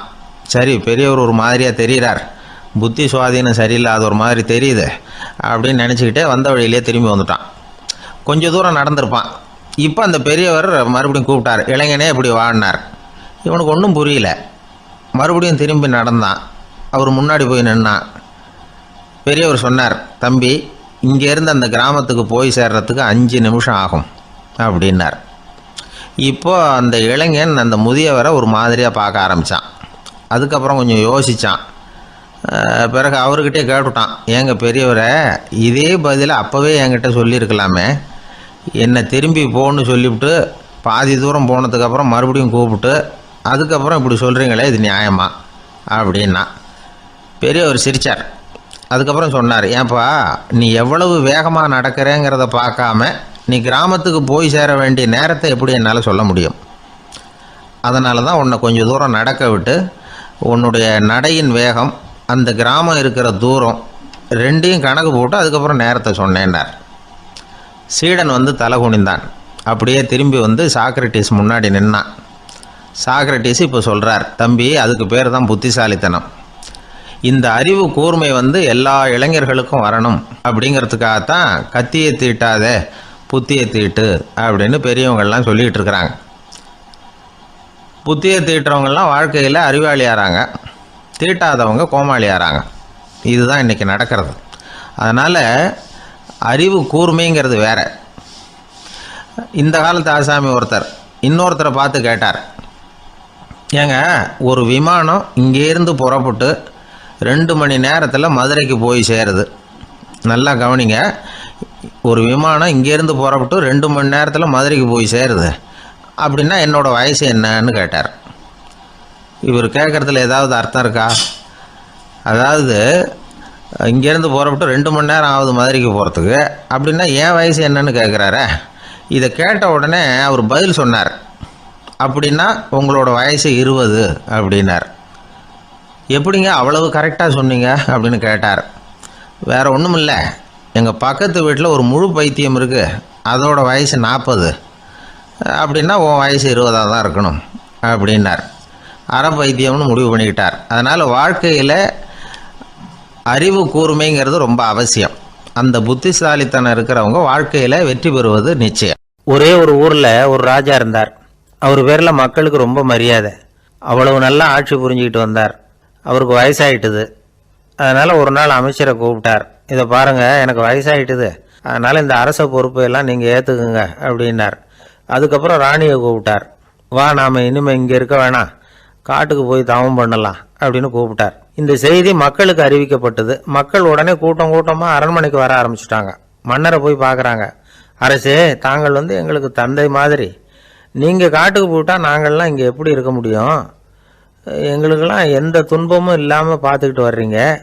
இது மாதிரியான ஒரு அரசாட்சி இல்லைன்னா மக்கள் வந்து வாழ்ந்து என்ன பயன் அப்படின்னாங்க. இருந்தாலும் என்ன பண்ணுறது, வயசாயிட்ட காரணத்தினால இந்த முடிவுக்கு வர வேண்டியிருக்குது அப்படின்னாரா ராஜா. அப்படின்னா நீங்கள் காட்டுக்கு போக வேணாம், நாங்கள் போகிறோம். நாங்கள் அங்கே போய் தவம் பண்ணுறோம், வழிபாடு பண்ணுறோம். கடவுள் வருவார், அவர்கிட்ட வரம் வாங்கிட்டு வந்துடுறோம் அப்படின்னாங்களாம். அப்படி சொல்லிவிட்டு உடனே எல்லாரும் காட்டுக்கு போனாங்க. நாட்டு மக்கள் எல்லாரும் ஒட்டு மொத்தமாக வந்து காட்டில் உட்காந்துக்கிட்டு தவம் பண்ணுறதை பார்த்தார் கடவுள். உடனே புறப்பட்டு வந்தார். எல்லாரும் இப்படி வந்து உட்காந்துருக்கிறீங்களே, என்ன வேணும் உங்களுக்கு அப்படின்னு கேட்டார். உடனே மக்கள் எல்லாரும் ஒரு குரலில் சொன்னாங்க, சுவாமி, எங்கள் மன்னன் ரொம்ப நாளைக்கு நல்லபடியாக இருக்கணும். அவர் வந்து மகிழ்ச்சியாகவும் உடல் நலத்தோடும் இருந்தால் தான் நாங்கள் அமைதியாக வாழ முடியும் அப்படின்னாங்க. சரி, அதுக்கு என்ன செய்யணும் அப்படின்னார் ஆண்டவன். எங்கள் மன்னருக்கு இன்னும் ஒரு 100 வருஷம் ஆயுளை கொடுங்க அப்படின்னாங்க. அவ்வளவு தானே, சரி அப்படியே ஆகட்டும் அப்படின்னு சொல்லிவிட்டு ஆண்டவன் போயிட்டார். மக்கள் மகிழ்ச்சியோடு திரும்பி வந்தாங்க. மன்னா, கடவுள் வரம் கொடுத்துட்டார், நீங்கள் 100 வருஷம் வாழ போகிறீங்க அப்படின்னாங்க. இதை கேட்டதும் ராணி ராஜாவை வணங்கி நான் தவம் செய்ய போகிறேன் அப்படின்னு புறப்பட்டாங்க. உடனே மக்கள் என்ன நினச்சாங்க தெரியுமா? ஐயோ, நாம் ராஜாவுக்கு மட்டும்தானே நீண்ட ஆயுள் வேணும்னு வரம் வாங்கினோம், ராணிக்கு வாங்கலையே, அதுதான் கோபத்தில் புறப்பட்டாங்க போல இருக்கு அப்படின்னு நினச்சி வருத்தப்பட்டாங்க. ஆனால் ராணி நினச்சது அது இல்லை. ராணி போய் தவம் பண்ணாங்க, கடவுள் காட்சி கொடுத்தார். இவங்க கேட்குறாங்க, சுவாமி, ராஜாவுக்கு மட்டும் 100 வருஷம் ஆயுள்னு வரம் கொடுத்துட்டீங்க, அப்படின்னா குடிமக்களும் 100 வருஷம் இருக்கணும். இப்படிப்பட்ட குடிமக்கள் இல்லைன்னா அப்படிப்பட்ட அரசன் இருந்து என்ன பிரயோஜனம் அப்படின்னாங்களாம். ஆண்டவன் பார்த்தார், சரி அவங்களும் 100 வருஷம் வாழ்வாங்க, அது மட்டும் இல்லை நீயும் 100 ஆண்டு காலம் வாழ வரமளிக்கிறேன் அப்படின்னு சொல்லிவிட்டு மறைஞ்சிட்டார். இதில் ஆண்டவன் வர்றதும் மறையிறதும் முக்கியம் இல்லை. இதில் கவனிக்க வேண்டியது ஆள்கிறவனின் விசால மனம், குடிமக்களின் விசால மனம், ஆள்கிறவன் மனைவியினுடைய விசால மனம். இப்படி ஒரு நாடு இருந்துட்டுதுன்னா எப்படி இருக்கும் வாழ்க்கை நினச்சி பாருங்கள். அதனால தான் பெரியவங்கள்லாம் சொல்கிறாங்க, இதய வாசல் திறந்தே இருக்கணும், இதயத்தின் கதவுகளை மூடாதீங்க அப்படின்னு சொல்லுவாங்க. என்கிட்ட ஒருத்தர் சொன்னார், என்னுடைய இதய வாசல் எப்பவும் திறந்தே தான் இருக்குதுன்னார். எதனால் அப்படி சொல்கிறீங்க அப்படின்னு கேட்டோம். டாக்டரே சொல்லிவிட்டார், என்னுடைய இதயத்தில் ஒரு ஓட்டை இருக்குது அப்படின்னு, வால்வு சரியில்லையா அப்படிங்கிறார். ஒரு ஊரில் ஒரு ராஜா இருந்தார். அவர் அடிக்கடி காட்டுக்கு வேட்டையாட போவார். சில நண்பர்களையும் கூட அழைச்சிக்கிட்டு போவார். காட்டுக்கு போனதும் ஆளுக்கு ஒரு பக்கமாக போய் வேட்டையாடுவாங்க. சாயந்தரமாக திரும்பி வருவாங்க. மறுநாள் அரண்மனையில் உட்காந்து ஒவ்வொருத்தரும் அவங்க அனுபவங்களை எல்லாம் சொல்லிக்குவாங்க. அவங்க வீரத்துக்கு தகுந்த மாதிரி பரிசை அந்த ராஜா கொடுப்பார். இது மாதிரி ஒரு தடவை எல்லாரும் வேட்டைக்கு போயிட்டு திரும்பி வந்ததும் உட்காந்து பேச ஆரம்பிச்சிருக்கிறாங்க. ஒருத்தன் சொன்னான், தன்னுடைய வீர தீர செயலை பற்றி அளக்க ஆரம்பிச்சிட்டான். ஏன்னா அதுக்கு பரிசு கிடைக்க போகுதில்ல, அதனால். அவன் என்ன சொன்னான் தெரியுமா? அரசே, நேற்றுக்கு காட்டில் என்ன ஆச்சு தெரியுமா? எனக்கு நேராக ஒரு சிங்கம் வாயை திறந்துக்கிட்டு வந்துட்டுது. நான் பயப்படவே இல்லை. உடனே ஒரு கல்லை எடுத்து குறி பார்த்து வீசினேன். சிங்கத்து வாய்க்குள்ளே போய் அந்த கல் மாட்டிக்கிட்டுது. அவ்வளவுதான். அந்த சிங்கம் என்னை பார்த்துட்டு பயந்துட்டு ஒரே ஓட்டமாக திரும்பி ஓடி போயிட்டுது அப்படின்னா. ஆஹா பலே அப்படின்னு எல்லாரும் கை தட்டினாங்க. 2வது ஆள் ஒருத்தன் எழுந்திரிச்சான். அவன் சொல்ல ஆரம்பித்தான், அரசே, நான் போன வழியில் 2 பெரிய மலைப்பாம்பு கிடந்தது, என்னை மூழ்கிறதுக்கு வந்தது. நான் என்ன பண்ணேன் தெரியுமா? அந்த 2 பாம்போட வாலையும் ஒன்றா சேர்த்து முடிச்சு போட்டுட்டேன். அவ்வளவுதான். அது அங்கே இழுக்க இது இங்கே இழுக்க முடிச்சு நல்லா இறுகி போட்டுது அப்படின்றான். ஆஹா அற்புதம்னு சொல்லி எல்லாரும் கை தட்டினாங்களாம். அடுத்தபடியாக 3வது ஆள் ஒருத்தன் வந்தான். அவன் சொல்ல ஆரம்பித்தான், மன்னா, நான் போன பாதையில் குறுக்க ஒரு ஆறு, அதில் இறங்கி குளித்தேன். யாரோ காலை பிடிச்சி இழுக்கிறது மாதிரி இருந்தது. திரும்பி பார்த்தா ஒரு பெரிய முதலை. நான் உடனே அப்படியே ஒரு துள்ளல் துள்ளி அது முதுகில் போய் உக்காந்துக்கிட்டேன். அதை அப்படியே கரைக்கு நீந்த வச்சேன். கரைக்கு வந்து சேர்ந்ததும் அப்படியே ஒரே துள்ளி குதிச்சு கரைக்கு வந்துட்டேன் அப்படின்றான். அவன் தன்னுடைய வீரத்தை அப்படி சொல்லியிருக்கான். அடடா, எப்பேற்பட்ட வீரம் அப்படின்னு எல்லாரும் கை தட்டினாங்களாம். 4வது ஆள் எழுந்திரிச்சான். மன்னா, நான் போன இடத்துல ஒரு கரடி வந்து என்னை துரத்த ஆரம்பிச்சுட்டுது. நான் ஒரு மலை உச்சிக்கு வந்துட்டேன். அதுக்கப்புறம் ஒரு அடி எடுத்து வச்சாலும் அதில் பாதாளத்தில் விழ வேண்டியது தான். அந்த நேரம் பார்த்து ஒரு பெரிய ராட்சச கழுகு அந்த பக்கமாக பறந்து வந்தது. நான் உடனே அப்படியே உயர எழும்பி அந்த கழுகோட காலை பிடிச்சிக்கிட்டேன். அப்படியே தொங்கிக்கிட்டே வந்தேன். ஒரு நல்ல இடம் வந்ததும் தொப்புன்னு கீழே குதிச்சு நடந்து வந்துட்டேன்னா. இதுக்கும் எல்லாரும் கை தட்டுறாங்க. கடைசியாக ஒரு ஆள் எழுந்திரிச்சான். அரசே, நான் வந்து போன வழியில் ஒரு பெரிய யானை குறுக்க வந்தது. பயங்கரமாக சத்தம் போட்டுக்கிட்டே வந்தது. நான் பயந்து ஓடலை. உடனே என்ன பண்ணேன் தெரியுமா? அந்த யானையோட வாலை பிடிச்சி தூக்கினேன். தலைக்கு மேலே தூக்கி கரன்னு சுற்றினேன். வேகமாக சுற்றி வீசி எறிஞ்சேன். அவ்வளவுதான். அதே ஸ்பீடில் அந்த யானை மேலே போக ஆரம்பிச்சுட்டுது. இன்னும் கூட அது போய்கிட்டே தான் இருக்குது, கீழே விழவே இல்லைன்னா. இதை கேட்டதும் ராஜாவுக்கு கோபம் வந்துட்டுது. என்ன முட்டாள்னு நினச்சிக்கிட்டு பேசுறியா? யானையை வந்து நீ வாழை பிடிச்சி தூக்குன, அதை நான் நம்பணுமா அப்படின்னார். உடனே இவன் பணிவாக பதில் சொன்னான், அரசே, ஒரு சிங்கத்து வாயில் கல் மாட்டிக்கிட்டதை நம்புறீங்க, மலைப்பாம்பு வாழை பிடிச்சி முடிச்சு போட்டதை நம்புறீங்க, முதல்ல முதுகில் சவாரி பண்ணதையும் நம்புறீங்க, கழுகு காலை பிடிச்சிக்கிட்டு பறக்கிறதையும் நம்புறீங்க. அப்படி நம்புறப்ப நான் சொன்னதை மட்டும் நம்பக்கூடாதா அப்படின்னு கேட்டானான். பொய் சொன்னவங்கெல்லாம் தலையை தொங்க போட்டுக்கிட்டாங்களாம். ராஜா அவங்கள பார்த்து சொன்னாராம், நீங்கள் எல்லாரும் என்னை முட்டாளாக்கி இருக்கிறீங்க. கடைசியாக பேசின இவன் தான் எனக்கு உண்மை எது பொய் எதுங்கிறத புரிய வச்சிருக்கிறான்.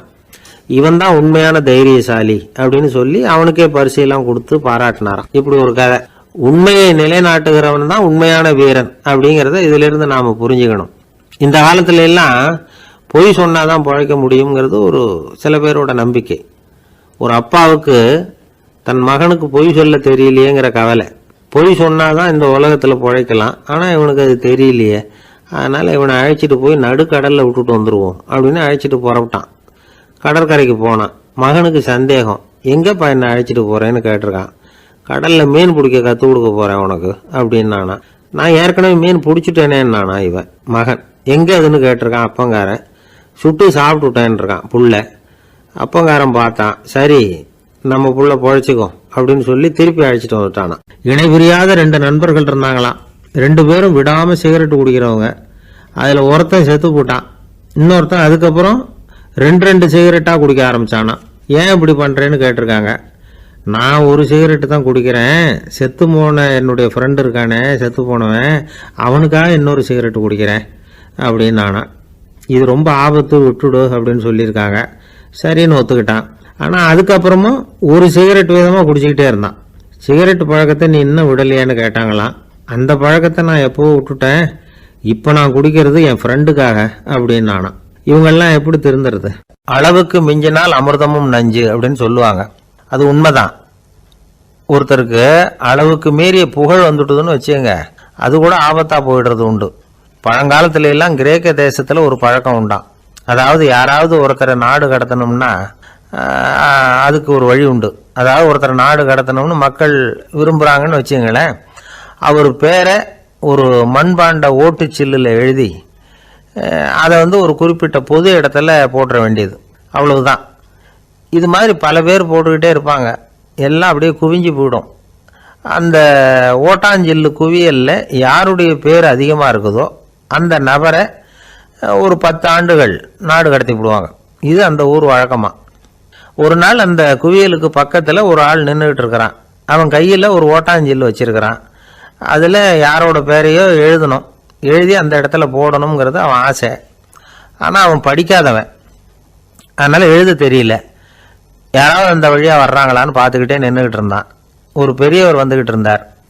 அவர்கிட்ட ஓடினான். கையில் இருந்த மண்பாண்ட சில்லை கொடுத்தான். ஐயா, இதில் ஒரு பேர் எழுதி கொடுங்களேன்னா.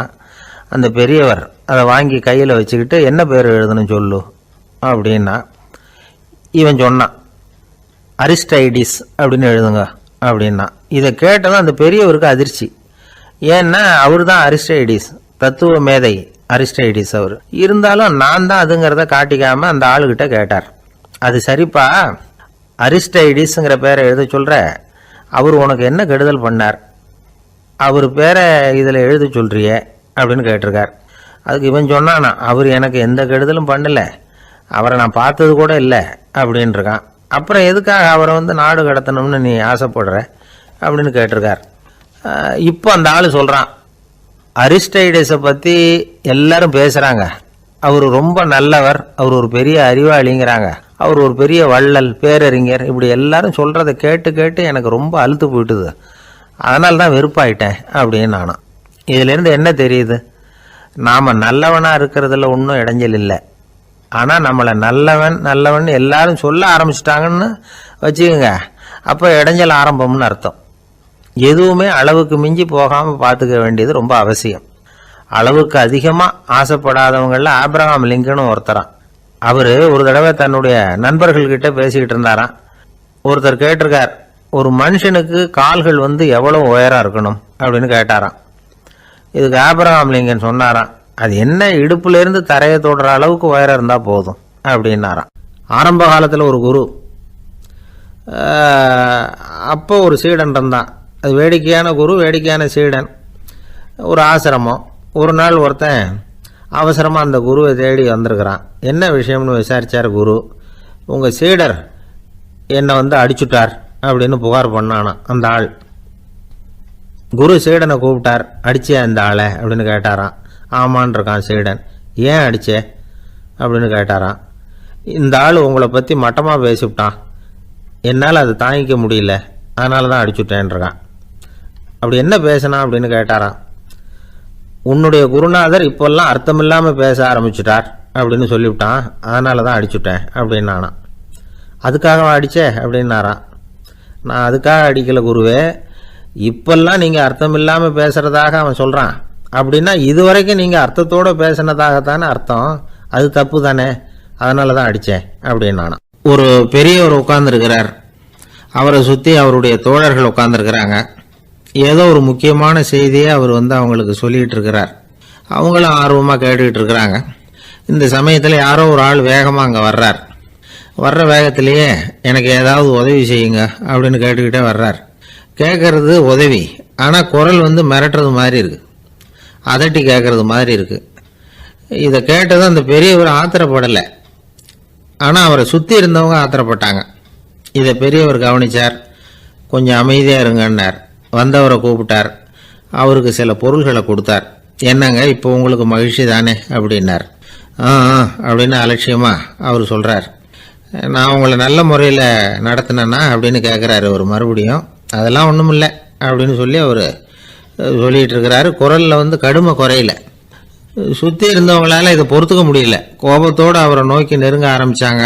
பெரியவர் அவங்களையெல்லாம் தடுத்து நிறுத்தினார். வந்தவரை வாங்க என்னோட அப்படின்னு சொல்லி அழைச்சிட்டு போனார். வீட்டுக்கு போனார். அங்கே போனதும் இன்னும் சில பொருள்களை எடுத்து அவர்கிட்ட கொடுத்தார். இப்போ திருப்தி தானே, நான் உங்ககிட்ட நல்ல முறையில் நடந்துக்கிட்டேனா அப்படின்னார். அவர் முகம் இப்போ தான் கொஞ்சம் மலர்ந்தது. ரொம்ப நன்றி, இறைவன் உங்கள் குடும்பத்துக்கு எல்லா நன்மைகளையும் செய்வான் அப்படின்னு சொன்னார். இதே வார்த்தைகளை என்னுடைய தோழர்கள்கிட்டே சொல்லிட்டீங்கன்னா அவங்க கோபம் தணிஞ்சிரும், வர முடியுமான்னார். கண்டிப்பாக வர்றேன் அப்படின்னாரு. மறுநாள் காலையில் அந்த இடத்துக்கு வந்தார். அதே மாதிரி சொல்லிவிட்டு அவர் போயிட்டார். தோழர்கள்லாம் ரொம்ப வியப்போடு பெரியவரை பார்த்தாங்க. அந்த பெரியவர் தான் நபிகள் நாயகம். அவர் சொன்னார், ஒருத்தன் ரொம்ப ஆசையாக ஒரு ஒட்டகத்தை வளர்த்துக்கிட்டு வந்தான். ஒரு நாள் அந்த ஒட்டகம் கயத்தை அறுத்துக்கிட்டு ஓடி போயிட்டுது. அக்கம் பக்கத்தில் இருக்கிறவங்கெல்லாம் அந்த ஒட்டகத்தை பிடிக்கிறதுக்கு முயற்சி பண்ணாங்க. அதை துரத்திக்கிட்டு ஓடினாங்க. ஒட்டகம் தாறுமாறாக ஓட ஆரம்பிச்சுது. இந்த சமயத்தில் ஒட்டகத்தை வளர்த்தவன் அங்கே ஓடி வந்தான். நீங்கள் அதை ஒன்றும் செய்ய வேணாம், விட்டுருங்க, அதோட சுபாவம் எனக்கு நல்லா தெரியும், அதை சுலபமாக என்னோட வழிக்கு கொண்டுட்டு வந்துட முடியும், நான் பார்த்துக்கிறேன், விட்டுருங்கோ அப்படின்னா. எல்லாரும் விலகி போயிட்டாங்க. இவன் என்ன செஞ்சான் தெரியுமா? கொஞ்சம் புல்லை கையில் எடுத்துக்கிட்டு அந்த ஒட்டகத்தை நெருங்கினான். அவ்வளவுதான். அது ஓடி இவன் காலடியில் உட்காந்துக்கிட்டது. செல்லமாக அதை அப்படியே தடவி கொடுத்தான். முதுகில் ஏறி உட்காந்துக்கிட்டான். அது பாட்டுக்கு சாதுவாக நடந்து போகுது. இந்த கதையை நபிகள் நாயகம் தம்முடைய தோழர்களுக்கு சொல்கிறார். ஒட்டகத்தை மட்டும் இல்லை, சில மனிதர்களையும் கூட சில விதத்தில் அணுகிதான் அவர்களை சீர்திருத்த வேண்டியிருக்குது அப்படிங்கிறத அவங்களுக்கு உணர்த்தினார். இது ஒரு அழகான உளவியல் அணுகுமுறை. சில குடும்ப தலைவர்கள் கூட இந்த ஒட்டகம் மாதிரி நடந்துக்கிறது உண்டு, அப்புறம் அடங்கி போகிறதும் உண்டு. ஒரு குடும்ப தலைவர் காலையில் எழுந்திரிச்சதுலேருந்து சத்தம் போட்டு கத்திக்கிட்டு இருப்பார். பக்கத்தில் இருந்தவங்கெல்லாம் ஓடி போய் சமாதானம் பண்ணி பார்த்தாங்க. அவர் ஓயறது மாதிரி தெரியல. கடைசியில் அவர் மனைவி வந்தாங்க. நீங்கள் எல்லாம் விலகி போயிடுங்க, அவர் சுபாவம் எனக்கு தெரியும், நான் பார்த்துக்கிறேன் அப்படின்னாங்க. சரின்னு எல்லாரும் போயிட்டாங்க. சாயந்தரமாக பார்க்குறாங்க, அவர் சத்தம் இல்லாமல் ஒரு மூலையில் உட்காந்துருக்கிறார். ரொம்ப சாதுவா. ஆச்சரியமாக இருந்தது.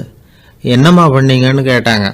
அது ஒன்றும் இல்லைங்க, ஒரு வேளை சாப்பாட்டை நிறுத்தினேன், பட்னி போட்டேன், அவ்வளவுதான் அப்படின்னாங்க அந்த அம்மா. ஒரு ஜென் துறவி, அவருக்கு ரொம்ப வயசாயிட்டுது, கடைசி காலம். நண்பர்களெல்லாம் கூப்பிட்டார். நண்பர்களே, நான் வித்தியாசமான முறையில் சாகணும்னு ஆசைப்படுறேன், அதுக்கு ஏதாவது யோசனை சொல்லுங்களேன் அப்படின்னு கேட்டாராம். நண்பர்கள் சிரித்தாங்க. என்ன பேச்சு பேசுகிறீங்க, சாவறதுங்கிறது என்ன விளையாட்டு கத்தனமான காரியமா அப்படின்னு கேட்டிருக்காங்க. அந்த துறவி கொஞ்ச நேரம் யோசனை பண்ணார். அப்புறம் கேட்டாராம், இது வரைக்கும் யாராவது நடந்துக்கிட்டே இறந்துருக்குறாங்களா அப்படின்னாராம். எல்லாரும் இல்லைன்னாங்களாம். ஒருத்தர் மட்டும் சொல்லியிருக்கார். அப்படியும் ஒருத்தர் இறந்துருக்கிறதாக ஒரு கதையில் படிச்சிருக்கிறேன், ஒரு ஞானியால் தான் அப்படியெல்லாம் செய்ய முடியும் அப்படின்னு அவர் சொன்னாராம். சரி, அப்படின்னா அந்த முறை நமக்கு வேணாம், நின்றுக்கிட்டே யாராவது உயிரை விட்டுருக்காங்களா அப்படின்னு விசாரிச்சாராம். அப்படியும் ஒருத்தர் இறந்துருக்கிறார் அப்படின்னாங்களாம். மறுபடியும் அந்த துறவி யோசனை பண்ணியிருக்கிறார். ஏதாவது வித்தியாசமான முறையில் நாம் போகணும் அப்படிங்கிறது அவருடைய விருப்பம். மனிதன் எப்படி வாழ்கிறானோ அப்படி இறப்பது தான் நல்லது. சரி, யாராவது தலைகீழாக யோகம் செய்யும் நிலையில் இறந்துருக்கிறாங்களா அப்படின்னு விசாரித்தாராம். நண்பர்கள் சிரித்தாங்க. தலைகீழாக நின்னபடி இறந்ததாக நாங்கள் கேள்விப்பட்டதே இல்லை, அது முடியாத காரியம் அப்படின்னு இருக்காங்க. இப்போ அந்த துறவிக்கு திடீர்னு உற்சாகம் வந்துட்டுது. உடனே எழுந்திரிச்சார், தலைகீழாக நின்னார், அப்படியே உயிரை விட்டுட்டார். அவ்வளோதான். அந்த மடாலயத்தில் ஒரே குழப்பம். எப்படி அவரை கீழே இறக்கி படுக்க வைக்கிறது அப்படின்னு புரியல. இப்படி உயிர் விடுறதை பற்றி அவங்க இதுவரைக்கும் கேள்விப்பட்டதும் இல்லை. உண்மையிலேயே இவர் இறந்து தான் போனாராங்கிறதும் தெரியல. சோதித்து பார்த்தாங்க. இதய துடிப்பு, நாடி துடிப்பு எல்லாம் நின்று போயிருந்தது. இவர் எப்பவும் இப்படி தான், என்ன பண்ணுறது இப்போது அப்படின்னு சொல்லி எல்லாரும் குழம்பிக்கிட்டு இருக்கிற சமயத்தில் ஒரு பெரியவர் யோசனை சொன்னார். இந்த துறவியோட மூத்த சகோதரி பக்கத்து மடாலயத்தில் இருக்கிறாங்க, அவங்கள இங்கே அழைச்சிட்டு வந்தால் ஏதாவது வழி கிடைக்கும் அப்படின்னார். அந்த அம்மாவுக்கு 90 வயசு. அழைச்சிட்டு வந்தாங்க. ஒரு குச்சியை ஊன்றிக்கிட்டு அப்படியே மெதுவாக நடந்து வந்தாங்க. தம்பி, தலைகீழாக நின்று உயிர் விட்டு இறக்கிறத பார்த்தாங்க. தம்பின்னு கூப்பிட்டு பார்த்தாங்க, ஒன்றும் காணோம். உடனே என்ன பண்ணாங்க, தன்னுடைய கைத்தடியால் தம்பியோட உடலை ஒரு தட்டு தட்டினாங்க. ஏப்பா, சாகிறப்பவும் உன்னுடைய குறும்புத்தனத்தை விடலையா? இப்படியாடா சாகிறது, ஒழுங்காக செத்து தொலை அப்படின்னாங்களாம். அவ்வளவுதான். உடனே அந்த துறவி திரும்பி நேராக நின்னார். அக்கா, கோவப்படாத, நான் ஒழுங்காக சாகிறேன், எப்படி செத்தா என்ன, எல்லாம் எனக்கு ஒன்று தான் அப்படின்னு சொல்லிவிட்டு அப்படியே தரையில் படுத்து உயிரை விட்டாராம். அதுக்கப்புறம் அந்த அம்மா கோலை கையில் எடுத்துக்கிட்டு அப்படியே திரும்பி கூட பார்க்காம அவங்க பாட்டுக்கு போயிட்டாங்களாம். மரணத்தை ஒரு விளையாட்டாக ஆக்கிய அந்த துறவிக்கு வாழ்க்கையே ஒரு விளையாட்டாக தான் இருந்திருக்குது. எந்த நோக்கமும் இல்லாமல் செயல்படுறதுன்னா என்னங்கிறதும் அவருக்கு தெரிஞ்சிருக்குது. பயனை எதிர்பார்க்காமல் பணி செய்து வாழ்ந்து மறைந்த மகான் அவர். தம்முடைய தொழிலை விளையாட்டு போல செய்ய தெரிஞ்சவருக்கு வாழ்க்கையே ஒரு விளையாட்டாக மாறிடும். எல்லாமே விளையாட்டாகி விடுகிற போது மரணமும் விளையாட்டாகிவிடும் அப்படிங்கிறது தான் அந்த தத்துவம். ஆனால் அதுக்கு முன்னாடி உங்களுக்குள்ளே இருக்கிற உண்மையான நடிகனை நீங்கள் அடையாளம் கண்டுபிடிக்கணும். நீங்கள் நடிக்க வேண்டியதே இல்லை, நீங்கள் ஏற்கனவே நடிச்சுக்கிட்டு தான் இருக்கிறீங்க. நீங்கள் இந்த உண்மையை தெரிஞ்சுக்கணும், அவ்வளவுதான். இதுதான் ஞானிகளுடைய கருத்து. வாழ்க்கையை சரியாக புரிஞ்சுக்கிட்டால் எல்லாமே நடிப்புங்கிறது புரியும். கல்யாண பத்திரிக்கை அனுப்பியிருந்தேனே, ஏன்டா வரலன்னு கேட்டான் ஒருத்தன். வந்திருந்தேனே அப்படின்னானா இவன். டேய், ஏன்டா போய் சொல்கிற, நான் பத்திரிக்கையே உனக்கு அனுப்பலையே அப்படின்ட்டுருக்கான் அவன். அதுக்கு இவன் சொன்னானா, பத்திரிக்கை அனுப்புனேன்னு நீ போய் சொல்கிறப்போ கல்யாணத்துக்கு வந்தேன்னு நான் போய் சொல்லக்கூடாதா அப்படின்னானா. விவசாயிகள் அவங்க விவசாயம் முன்னேறி இருக்கிற அளவுக்கு விவசாயிகளுடைய வாழ்க்கை தரம் முன்னேறலை. அந்த அளவுக்கு அவர்கள் நாட்டுக்காக உழைச்சிக்கிட்டு இருக்கிறாங்க.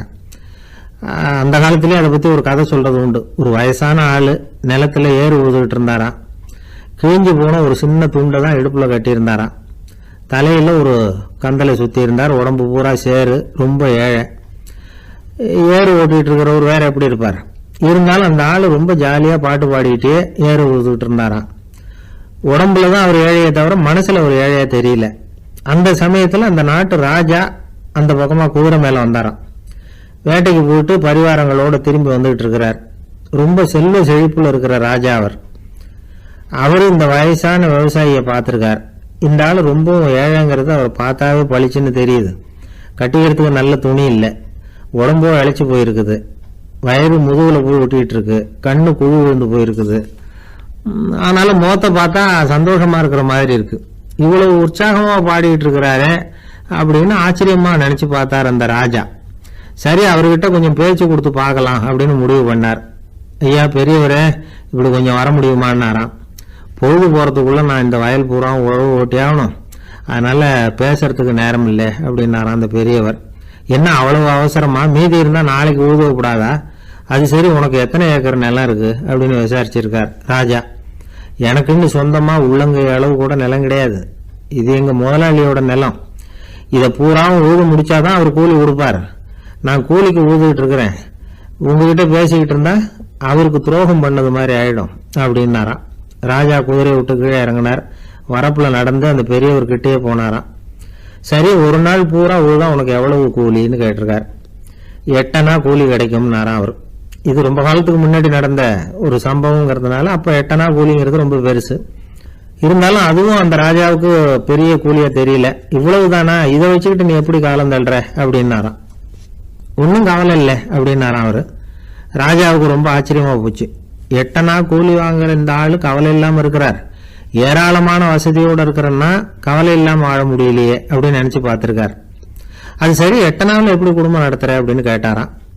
எனக்கு கிடைக்கிற 8 அணாவில் 2 அணா குடும்பத்துக்கு செலவழிக்கிறேன், 2 அணா பழைய கடனுக்கு கொடுக்குறேன், 2 அணா தர்மம் செய்யறேன், 2 அணா வட்டிக்கு கொடுக்குறேன், ஒரு குறையும் இல்லைன்னாராம். ராஜாவுக்கு ஒன்றும் புரியல. எனக்கு ஒன்றும் புரியலேன்னு இருக்காரு. ஐயா, எனக்கும் என் மனைவிக்கும் 2 அணா செலவாகுது. வயசான அம்மா அப்பா இருக்கிறாங்க, சின்ன வயசுல என்னை காப்பாத்தினவங்க அவங்க. அந்த கடனுக்கு 2 அணா செலவாகுது, அது பழைய கடன். என் தங்கச்சி ஒருத்தி ஆதரவு இல்லாத நிலைமையில தன்னுடைய மகனோட என் வீட்டில் இருக்கிறா, அவளுக்கும் அவள் மகனுக்கும் 2 அணா செலவு பண்றேன், அது தர்மம். எனக்கு 2 பிள்ளைங்க இருக்கிறாங்க, அவங்களுக்கு 2 அணா செலவு பண்றேன், அது வட்டிக்கு கொடுக்கறது மாதிரி. பிற்காலத்துல அவங்க எங்களை காப்பாத்துவாங்க. அந்த வகையில நான் திருப்தியோட வாழ்ந்துகிட்டு இருக்கிறேன் அப்படின்னாராம். ராஜாவுக்கு அர்த்தம் புரிய ஆரம்பிச்சுதான்.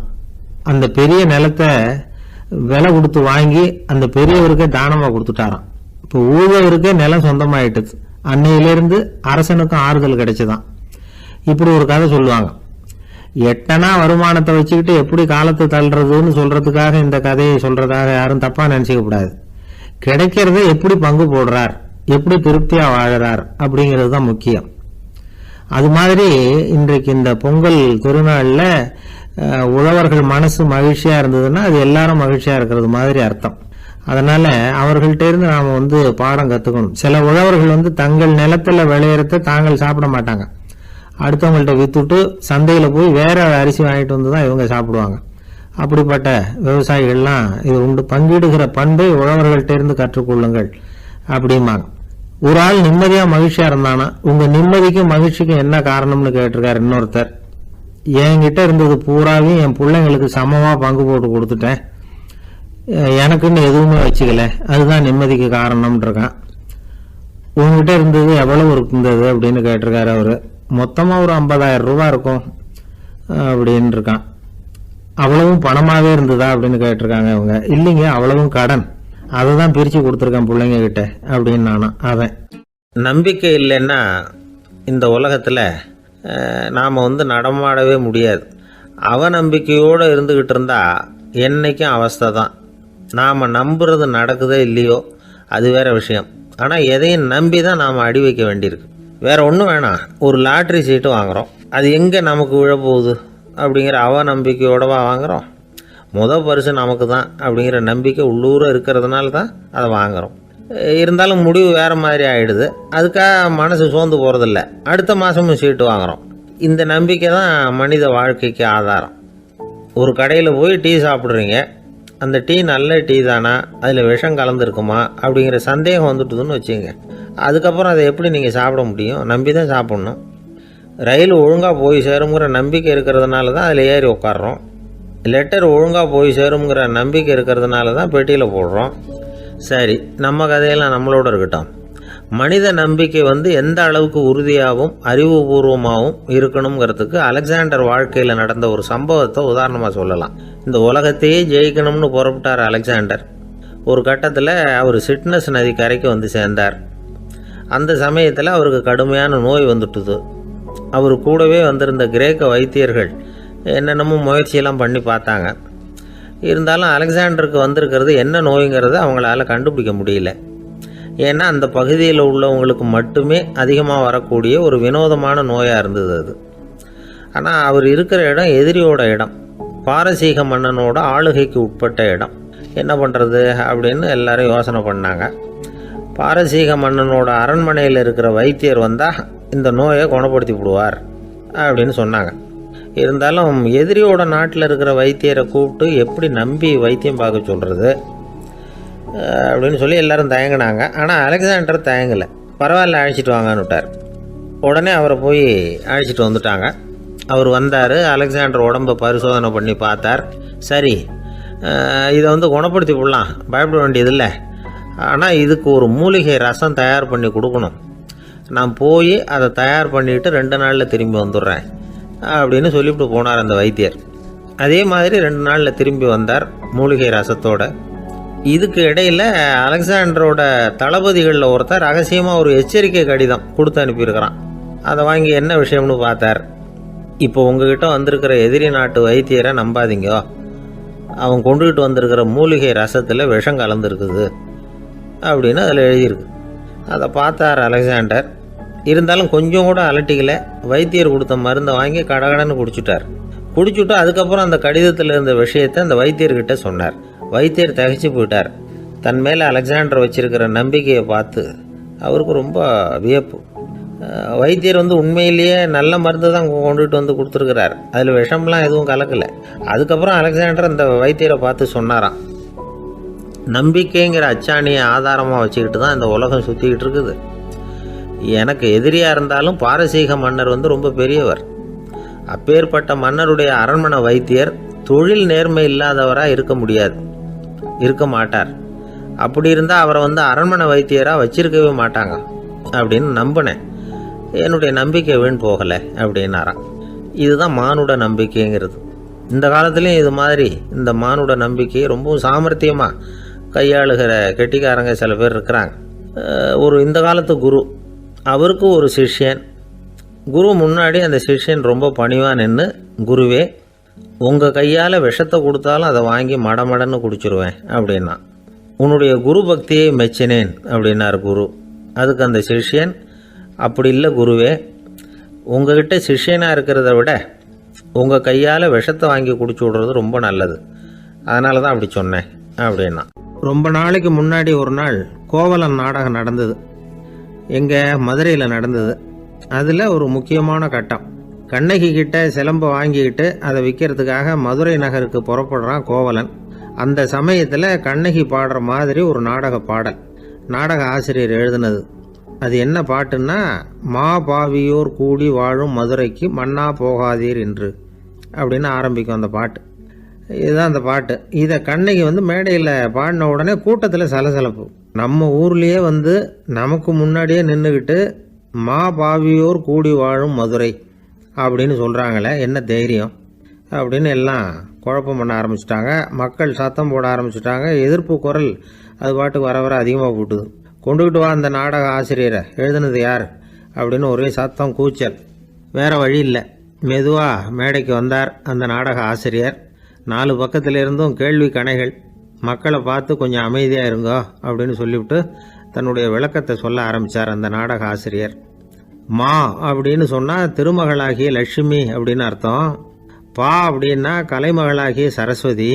வி அப்படின்னா மலைமகளாகிய பார்வதி. மா பாவியோர் அப்படின்னா திருமகளும் கலைமகளும் மலைமகளும், இவங்க மூவரும் அப்படின்னு அர்த்தம். இந்த 3 பேரும் வாழ்கின்ற மதுரை புனிதம் நிறைந்தது, சகல செல்வங்களும் நிறைஞ்சது. அப்படிப்பட்ட ஊரில் நான் அணிந்து கொள்ளும் இந்த சாதாரண சிலம்பை யார் வாங்கிக்குவாங்க அப்படிங்கிற எண்ணத்தோடு தான் கண்ணகி அப்படி சொல்கிறா. அதை நினச்சி தான் நான் எழுதினேன். ஆகவே மதுரையை ரொம்ப சிரமப்படுத்தணும், ரொம்ப மோசமாக எழுதணும் அப்படிங்கிற எண்ணம்லாம் எனக்கு கிடையாது. பெருமைப்படுத்தணும்னு நினச்சி தான் அப்படி எழுதினேன் அப்படின்னு விளக்கம் கொடுத்தாராம். இந்த விளக்கத்தை கேட்டதும் எல்லாரும் ரொம்ப சமாதானம் ஆயிட்டாங்களாம். இப்படி விளக்கம் கொடுத்த அந்த நாடக ஆசிரியர் யார் தெரியுமா? அவர் தான் தமிழ் நாடக உலகின் முதல் ஆசான் சங்கரதாஸ் சுவாமிகள். அவருக்கு நகைச்சுவை உணர்வும் அதிகம். 1920ஆம் ஆண்டு திருநெல்வேலியில் அவர் தங்கியிருக்கிறார் நாடகம் நடத்துறதுக்காக. அவர் தங்கியிருந்த வீட்டில் கொசு மூட்டைப்பூச்சி அதிகமாக இருந்திருக்கு. அவரால் தூங்கவே முடியல. அவர் அனுபவித்த தொல்லைகள் ஒரு பாட்டாக உருவாச்சு. வேடிக்கையாக ஒரு பாட்டு எழுதினாராம். மூட்டையும் கொசுவும் ஒரு வீட்டிலே மீட்டிங் போட்டால் முன்னே நிற்க யாரால் முடியும்? கொசு மோகன ராகம் போல சத்தம் போட்டு முன்னே நின்று செய்திடும் யுத்தம். இதை மறுநாள் நாடகத்தில் கோமாளி வேஷம் போட்ட ஒரு சிறுவனை விட்டு பாட வச்சிருக்காரு. எல்லாரும் சிரித்து ரசித்தாங்களாம். சங்கரதாஸ் சுவாமிகள் கல்யாணமே பண்ணிக்கல, துறவி மாதிரியே வாழ்ந்திருக்கார். தமிழ் நாடக கலைக்கு தன்னையே அர்ப்பணம் பண்ணிட்டவர் அவர். 1922 நவம்பர் மாதத்தில் ஒரு நாள் புதுச்சேரியில் அவர் வாழ்க்கை முடிஞ்சுது. அப்போ அவருக்கு வயசு 55. சங்கரதாஸ் சுவாமிகள் நாடக ஆசிரியர் மட்டும் இல்லை, மேடை நாடக இயக்குனர், தயாரிப்பாளர், அவரே ஒரு சிறந்த நடிகர். ஒரு தடவை சாவித்திரி நாடகத்தில் இவர் யமதர்மனா வேஷம் போட்டு நடிச்சிருக்கிறார். நாடகம் பார்த்துக்கிட்டு இருந்த கருவுற்ற ஒரு பெண்மணிக்கு பயத்தினால அங்கேயே குழந்தை பிறந்துட்டு தான். அந்த நிகழ்ச்சிக்கு அப்புறம் இவர் இந்த வேஷம் போடுறப்போலாம்